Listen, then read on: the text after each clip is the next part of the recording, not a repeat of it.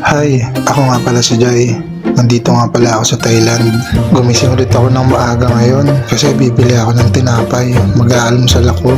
Ituturo ko na din kayo ng kauntian dito sa lugar namin. Oo nga pala, meron akong motor dito na ginagamit. Dito nga pala sa Thailand, ang motor hindi na ginalagyan ng gasolina. Mahiwagang uso nga lang ang kailangan mo para mapaandar mo yung mga motor dito sa Thailand. Sabi ng mga lokal dito, ang pinakamadaling paraan daw i-shotgunin mo para daw solid yung usok na pumapasok doon sa loob ng tanke niya.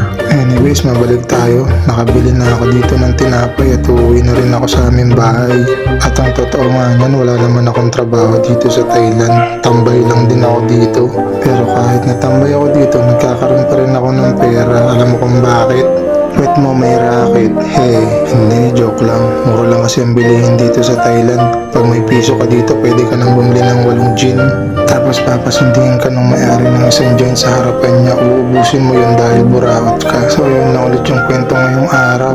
Tara, kape tayo tapos tinapay. Oo nga pala, galingan mo ngayong araw kasi bare months na ulit. Pag hindi mo ginalingan, wala kang 13 month. Yun lang, mag-ingat ka dyan sa Pilipinas.